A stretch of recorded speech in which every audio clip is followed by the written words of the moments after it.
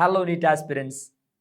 നമ്മളെ human physiology ചാപ്റ്റേഴ്സിൽ ഏറ്റവും കൂടുതൽ നമ്മൾക്ക് കൺഫ്യൂഷൻ ആവുന്ന ഒരു ചാപ്റ്റർ തന്നെയാണ് neural control and coordination. So ഈ ചാപ്റ്ററിലെ ഒരുപാട് തിയറി കാര്യങ്ങൾ ക്വസ്റ്റ്യൻസിലൂടെ നമുക്ക് പഠിച്ചെടുത്താലോ? നിങ്ങൾ റെഡിയല്ലേ? സോ 100% കോൺസെൻട്രേഷന് കൂടി ആയിരിക്കണം നിങ്ങളെ ഇവിടേക്ക് ശ്രദ്ധിക്കേണ്ടത് കേട്ടോ. സോ നമുക്ക് ക്വസ്റ്റ്യനിലൂടെ ഒരുപാട് കാര്യങ്ങൾ സംസാരിക്കാനുണ്ട്. സോ പ്രീവിയസ് ഇയർ ക്വസ്റ്റ്യൻസ് വെച്ചിട്ടാണ് ഞാൻ ഡിസ്കസ് ചെയ്യുന്നത്. സോ 2023 നീറ്റ് എക്സാമിന് നമുക്ക് ചോദിച്ചതാണ്. നമുക്കറിയാം ഈ ചാപ്റ്ററിൽ ഐയും ഇയറും റിഫ്ലക്സ് ആക്ഷൻ ഒക്കെ ഡിലീറ്റഡ് ആണ്. സോ ഡിലീറ്റഡ് പോർഷൻസ് നമ്മൾ എക്സാമിന് ക്വസ്റ്റ്യൻസ് കാണാറില്ല. ഓക്കെ, സോ നമുക്ക് NCERT സിലബസ് അല്ലെങ്കിൽ അത് തന്നെയാണ് നമ്മളെ നീറ്റ് എക്സാമിന്റെ സിലബസിൽ നമുക്ക് കാണാൻ പറ്റുക. ആ ടോപ്പിക്സ് ആണ് നമുക്ക് പഠിക്കേണ്ടത്. ഓക്കെ, സോ നമുക്ക് ക്വസ്റ്റ്യനിലേക്ക് പോയാലോ? The parts of human brain that helps in regulation of sexual behavior, expression of excitement, pleasure, rage, fear, etc. എപ്പോഴും കൺഫ്യൂഷൻ ഉള്ള ഒരു പാർട്ടാണ് ലിംബിക് സിസ്റ്റം അല്ലേ? നമുക്കറിയാം inner part of cerebral hemisphere. ശ്രദ്ധിക്കണേ, inner part of cerebral hemispheres. Cerebral ഹെമിസ്ഫിയറിന്റെ inner part എന്ന് പറയുന്നത് മെഡുലറി ഭാഗമാണ് അല്ലേ? അത് ആരെ കൂടെ കൂടിച്ചേരാ? നമ്മുടെ മെയിൻ ആയിട്ട് ഡീപ്പ് സ്ട്രക്ചേഴ്സ്. നമുക്ക് ഉൾഭാഗത്ത് ഡീപ്പ് സ്ട്രക്ചേഴ്സ് കാണപ്പെടും. ഏതൊക്കെ ഡീപ്പ് സ്ട്രക്ചേഴ്സ് ആണ്? ഒന്ന് കടൽ കുതിര അല്ലെ, സീ ഹോഴ്സിന്റെ ഷേപ്പുള്ള ഹിപ്പോകാമ്പസ്. അതുപോലെ ഒരു ബൾബുലാർ ലൈക്ക് സ്ട്രക്ചർ, നമ്മളെ സമ്മറിയിൽ അതിന്റെ പേര് കാണാൻ പറ്റും, ഓൾഫാക്ടറി ബൾബ്. അതുപോലെ ഒരു ആൽമണ്ട് ഷേപ്പുള്ള ബദമിന്റെ ഷേപ്പുള്ള അമിഗ്ഡാല. ഓക്കെ, ഇതാണ് ഡീപ്പ് സ്ട്രക്ചേഴ്സ്. ഈ രണ്ടാൾക്കാർ കൂടി ചേർന്നാൽ ഇവരെ വിളിക്കുന്ന പേരാണടാ ആക്ച്വലി ലിംബിക് സിസ്റ്റം. കൺഫ്യൂഷൻ മാറണം, ഇതാണ് ലിംബിക് സിസ്റ്റം. മനസ്സിലായോ? സോ ലിംബിക് സിസ്റ്റം എന്ന് വെച്ചാൽ ആരൊക്കെയാണ്? These inner part of cerebral hemispheres along with deep structures like hippocampus, olfactory bulb, amygdala. ഇതിന് ഓരോന്നിനും സ്പെസിഫിക് ഫംഗ്ഷൻസ് ഉണ്ട് കേട്ടോ. അമിഗ്ഡാല കൺസേൺഡ് വിത്ത് ഫിയർ ആണ്. ഇത് ഓൾഫാക്ഷൻ സ്മെൽ റിലേറ്റഡ് അല്ലേ? ഹിപ്പോകാമ്പസിന്റെ ഫംഗ്ഷൻ എന്താ? It convert short term memory to long term memory ആണ്. പക്ഷേ ഈ രണ്ടാൾക്കാരും കൂടി ചേർന്നാൽ ലിംബിക് സിസ്റ്റം എന്ന് വിളിക്കുമല്ലോ. അങ്ങനെയുള്ള ഈ limbic system along with hypothalamus ചില ഫങ്ഷൻസ് കൺട്രോൾ ചെയ്യും. These limbic system along with hypothalamus ആണ് നമ്മളെ സെക്ഷുവൽ ബിഹേവിയർ, അതുപോലെ മോട്ടിവേഷൻ, പിന്നെ ഇമോഷണൽ എക്സ്പ്രഷൻസ് ലൈക്ക് ദേഷ്യവും വാശിയും കാര്യങ്ങളൊക്കെ, പ്ലഷർ, സന്തോഷം, എല്ലാ കാര്യങ്ങളും. ഓക്കെ, ഇങ്ങനെയുള്ള ഇമോഷണൽ എക്സ്പ്രഷൻസ് ഒക്കെ കൺട്രോൾ ചെയ്യുന്നത് these limbic system along with hypothalamus ആണ്. സോ ക്വസ്റ്റ്യനുള്ള ഉത്തരം കിട്ടിയില്ലേ? സോ ലിംബിക് സിസ്റ്റം എന്താണെന്ന് മനസ്സിലായില്ലേ? These limbic system along with hypothalamus ആണടാ എന്ത് കൺട്രോൾ ചെയ്യുന്നത്? ലിംബിക് സിസ്റ്റവും ഹൈപ്പോതലാമസുമാണ് സെക്ഷൽ ബിഹേവിയർ, അതുപോലെ എക്സ്പ്രഷൻസ് ഓഫ് ഇമോഷണൽ എക്സ്പ്രഷൻസും സെക്ഷൽ ബിഹേവിയർ, മോട്ടിവേഷൻസ് ഒക്കെ കൺട്രോൾ ചെയ്യുക. സോ എന്റെ മക്കൾക്ക് ക്ലിയർ അല്ലേ? സോ ഇതിന്റെ ആൻസർ നമുക്ക് ഏത് കൊടുക്കാം? That is option 2 is the right answer. Okay അല്ലടാ? സെറ്റിൽ രണ്ട് സെറിബ്രൽ ഹെമിസ്ഫിയേഴ്സിനെ സെപ്പറേറ്റ് ചെയ്യുന്ന സി ഷേപ്പ് നെർവ് ട്രാക്ട് ഫൈബറിനെ വിളിക്കുന്ന പേരാണ് കോർപ്പസ് കലോസം അല്ലേ?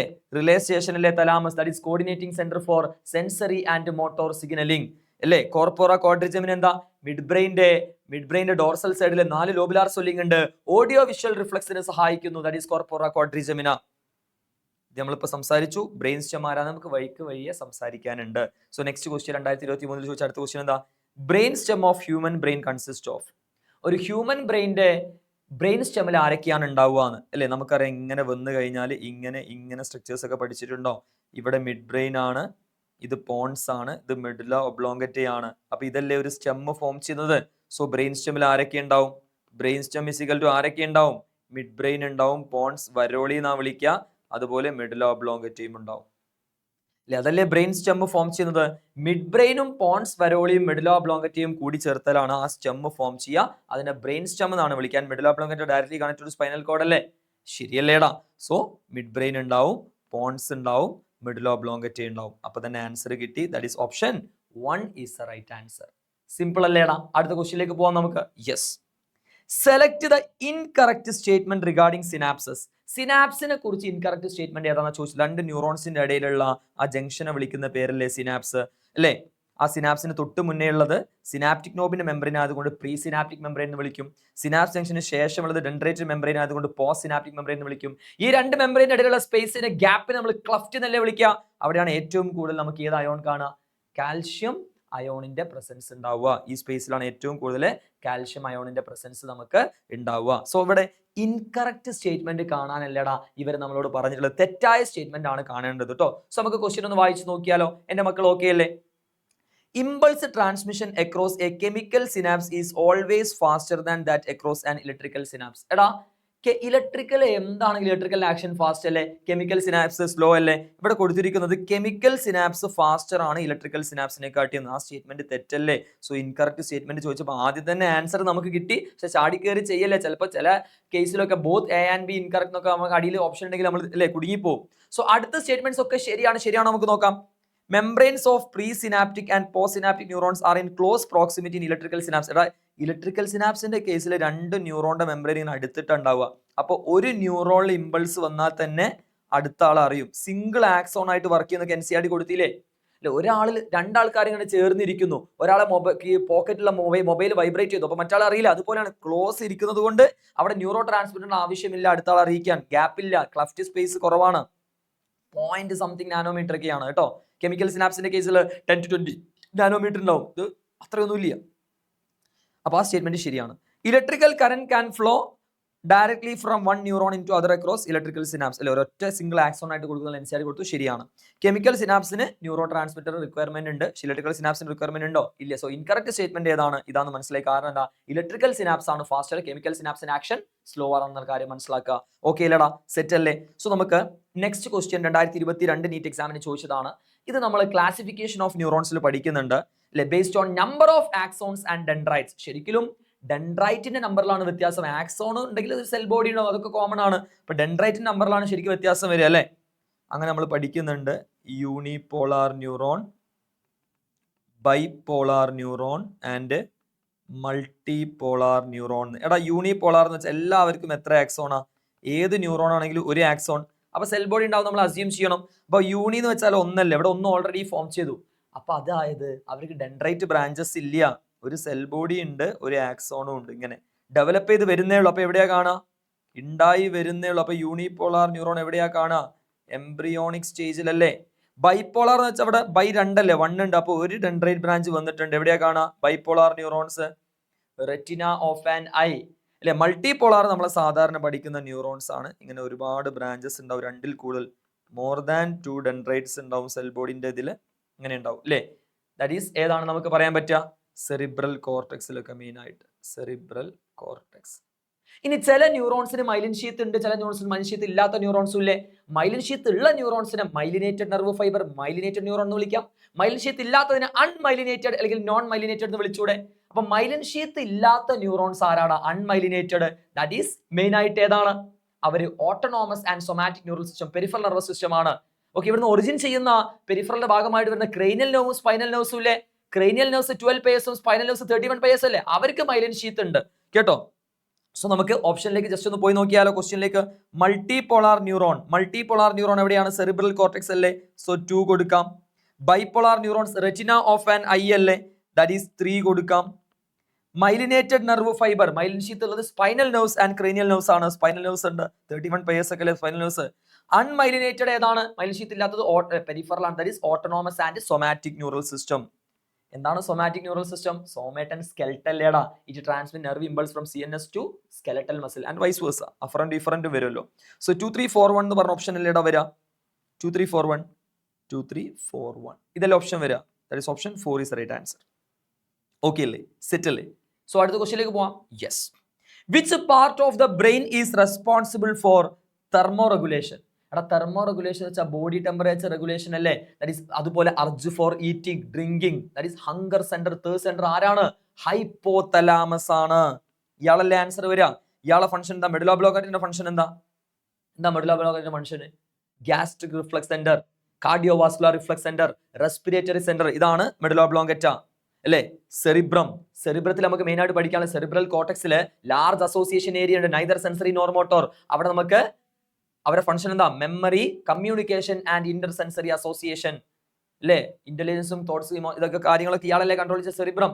Inner part of cerebral hemisphere നമ്മൾ limbic system along with hypothalamus, അതാ ഫംഗ്ഷനിങ് നമ്മൾ ഡിസ്കസ് ചെയ്തിട്ടുണ്ട് അല്ലേ. കോർപ്പസ് കലോസം 2 സെറിബ്രൽ ഹെമിസ്ഫിയേഴ്സിനെ സെപ്പറേറ്റ് ചെയ്യുന്ന ആ നെർവ് ട്രാക്ട് ഫൈബേഴ്സിനാണ്, C ഷേപ്പ് ആണ്, കോർപ്പസ് കലോസം എന്നാണ് പറയുക. ഓക്കെ അല്ലേ. സോ ബോഡി ടെമ്പറേച്ചർ റെഗുലേഷനും urge for eating, drinking, that is hunger centre, thirst centre ഒക്കെ ചോദിച്ചാൽ ആരാണ് ഉത്തരം? ഹൈപ്പോ തലാമസ് ആണെന്നുള്ള കാര്യം എൻ്റെ മക്കൾ മനസ്സിലാക്കി വെക്കണം. അടുത്ത ക്വസ്റ്റ്യനിലേക്ക് പോയാലോ മക്കൾസ്? Which of the following structures or region is incorrectly paired with its function? So നമുക്കിവിടെ ഇൻകറക്റ്റ് സ്റ്റേറ്റ്മെന്റ് ആണ് കണ്ടെത്തേണ്ടത് അല്ലെ. ഇൻകറക്റ്റ് സ്റ്റേറ്റ്മെന്റ് ആണ് നമ്മളോട് ചോദിച്ചിട്ടുള്ളത്. സോ ഏതാണ് ഇൻകറക്റ്റ് സ്റ്റേറ്റ്മെന്റ്? തെറ്റായ സ്റ്റേറ്റ്മെന്റ് ഏതാണെന്ന് കണ്ടെത്തേണ്ടത്. മെഡുല ഒബ്ലോങ്കറ്റ് ഞാൻ പറഞ്ഞു റെസ്പിറേറ്ററി സെന്റർ ആണ്. Gastric reflex centre that is vomit centre ആണ്. കാർഡിയോവാസ്കുലർ റിഫ്ലക്സ് സെന്റർ ആണ്. കറക്റ്റ് ആണ്. നമുക്ക് ഇൻകറക്റ്റ് ആണ് കണ്ടെത്തേണ്ടത്. ഇത് കറക്റ്റ് ആണ്.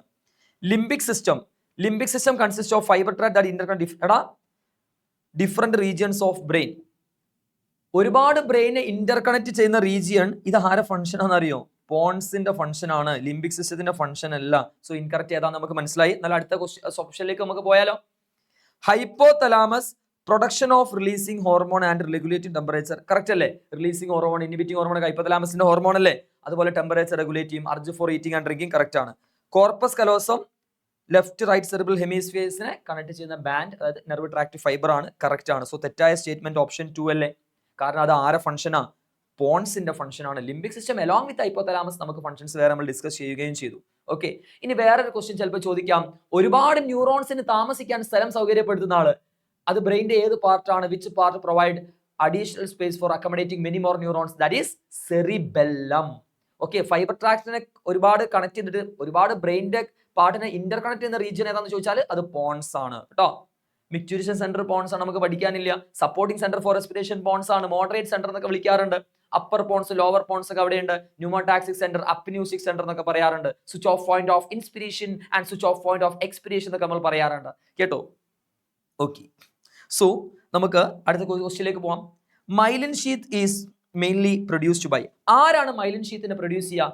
അത് പെരിഫറലിലും സെൻട്രലിലും നമുക്ക് വ്യത്യാസമുണ്ട്. നമുക്ക് മെയിൻ ആയിട്ട് പെരിഫറൽ സൈഡിലേക്ക് പോവുകയാണെങ്കിൽ ഷ്വാൻ സെൽസ് മൈലിൻ ഷീത്തിനെ സെക്രീറ്റ് ചെയ്യാറുണ്ട്. ആസ്ട്രോസൈറ്റ്സ് ഒന്നും അല്ല. ആസ്ട്രോസൈറ്റ്സ് ഓഷിയോക്ലാസ്റ്റ് എന്നാണ്. ബോൺ റിസോർബിംഗ് സെൽസിനെയാണ് നമ്മൾ ഓഷിയോക്ലാസ്റ്റ് എന്ന് വിളിക്കുക. ഇതൊന്നുമല്ല. അതുപോലെ സെൻട്രലി നമ്മൾ നോക്കിക്കഴിഞ്ഞാൽ ഒലിഗോഡെൻഡ്രോസൈറ്റ്സ് ആണ് മൈലിൻ ഷീത്തിനെ സെക്രീറ്റ് ചെയ്യുക. സോ രണ്ട് ആൾക്കാർ നമുക്ക് പറയേണ്ടി വരും. That is Schwann cells and oligodendrocytes. That is option 1 is the right answer. രണ്ടാൾക്കാരും മൈലിൻ ഷീത്തിനെ സെക്രീറ്റ് ചെയ്യുന്നത് ഏരിയക്ക് അനുസരിച്ചിട്ടാണ്, എവിടെയാണെന്നനുസരിച്ചിട്ടാണ് കേട്ടോ. സോ ഈ സെഷനിലെ നമ്മളെ ലാസ്റ്റ് ക്വസ്റ്റ്യനിലേക്ക് നമ്മൾ പോവാണ്. Receptor sites for neurotransmitters are present on. ന്യൂറോ ട്രാൻസ്മിറ്ററിന്റെ റിസപ്റ്റർ സൈറ്റ് എവിടെയാണ് ഉണ്ടാവുക എന്നല്ലേ ചോദിച്ചിട്ടുള്ളത്. സോ ഇവിടുന്ന് റിലീസ് ചെയ്യുന്ന ന്യൂറോ ട്രാൻസ്മിറ്റർ ഈ പോസ്റ്റ് സിനാപ്റ്റിക് മെംബ്രെയിന്റെ മുകളിലല്ലേ, പോസ്റ്റ് സിനാപ്റ്റിക് മെംബ്രെയിൻ മുകളിലല്ലേ കീമോ റിസപ്റ്റേഴ്സ് ഉണ്ടാവുക. അപ്പോഴല്ലേ ഇവരെ സോഡിയം ചാനൽ ഓപ്പൺ ആവുക. ദാറ്റ് ഈസ് റിസപ്റ്റർ സൈറ്റ്സ് എവിടെയാണ് ഉണ്ടാവുക? പോസ്റ്റ് സിനാപ്റ്റിക് ന്യൂറോണിന്റെ മുകളിലാണ്. That is post synaptic membrane ആണ്. അപ്പൊ ഏത് ഡയറക്റ്റ് ക്വസ്റ്റ്യൻ അല്ലേ? അപ്പൊ നമുക്ക് ഏത് ഓപ്ഷൻസ് കൊടുക്കാൻ പറ്റും? That is option 3 is right answer. അവിടെയാണ് കീമോ റിസപ്റ്ററിന്റെ പ്രസൻസ് ഉണ്ടാവുക. കാൽഷ്യം ചാനൽ ഉണ്ടാവുക പ്രീ സിനാപ്റ്റിക് മെംബ്രെയിന്റെ മുകളിലാണ് കാൽഷ്യം ചാനൽ ഉണ്ടാവുക. ഓക്കെ അല്ലേ? സോ അടിപൊളിയായിട്ട് നമ്മൾ അല്ലേ ഇമ്പോർട്ടൻ്റ് ആയിട്ടുള്ള ബ്രെയിനിലൊക്കെ ഉള്ള മെയിൻ ഇമ്പോർട്ടൻറ്റ് ചോദ്യങ്ങൾ നമ്മൾ ചെയ്തെടുത്തു. ഈ ചാപ്റ്ററിൽ ഇമ്പോർട്ടൻ്റ് തന്നെയാണ് generation and conduction of nerve impulse. എല്ലാ കുട്ടികൾക്കും ആ മെക്കാനിസം ബുദ്ധിമുട്ടായിട്ട് പറയാറുണ്ട്. സോ അതിൻ്റെ തിയറി ഭാഗങ്ങൾ ഉൾപ്പെട്ട ക്വസ്റ്റ്യൻസ് നിങ്ങൾക്ക് വേണമെന്നുണ്ടെങ്കിൽ നിങ്ങൾ താഴെ കമൻറ്റ് ചെയ്യുക. മാക്സിമം നിങ്ങളെ ഫ്രണ്ട്സിലേക്കൊക്കെ എത്തിക്കുക. ചാനൽ സബ്സ്ക്രൈബ് ചെയ്യാനും മറന്നു പോകരുതേ. സോ നമുക്ക് അടുത്ത വീഡിയോ ആയിട്ട് കാണാം. Okay, all best, by.